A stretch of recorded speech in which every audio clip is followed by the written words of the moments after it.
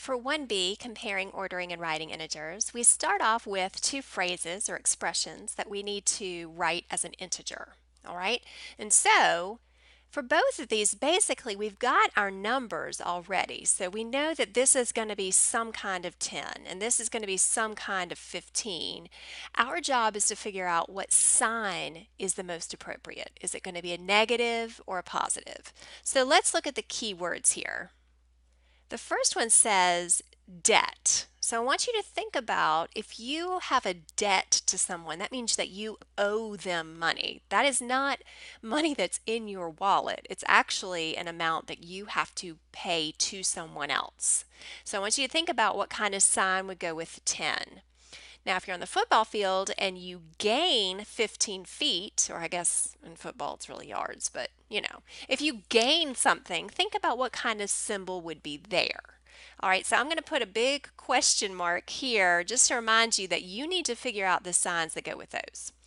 All right, for these, you had a number line and you needed to plot these 5 letters in the appropriate spot. So what we need to do is we need to evaluate some of these. For example, in A, we have these 2 bars around the 2. And then we deal with this negative sign or minus or opposite of, however you want to think about it. So what we first need to do is figure out, well, what does this bar mean? This bar means absolute value. In other words, the absolute value of 2 is the distance 2 is from 0, which of course is 2 steps. Absolute value is always positive. And then once we've dealt with that, we then think, oh, that's right, we have this sign in front, or you can think of it as the opposite of whatever the absolute value is of 2. But in any case, this will be negative 2. And I'm going to let you guys plot these on your number line accordingly, but I am going to go through each one of these to make sure that the values are correct. For B, we have the absolute value of 5. We know that absolute value is always positive. The only time it's not is if you have a kind of negative sign in front of it. But in this case, we don't have that. We just have the absolute value of 5, which is the distance 5 is from 0, which of course is 5. There's really not much to do with C. This is negative 7, so you just need to figure out where that's going to go. For D, we have the absolute value of negative 3. See the difference? This time the negative is inside the bars as opposed to A where it was on the outside.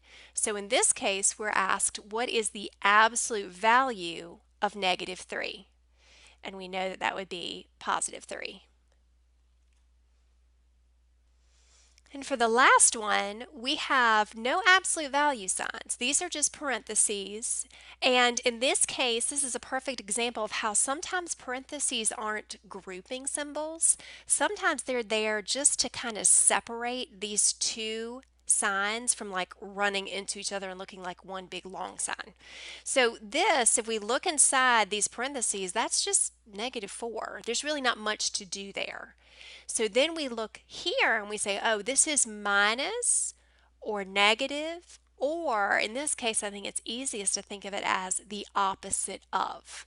So the opposite of negative 4 is positive 4. And unfortunately, I don't have this color ink, so I'm having to do black.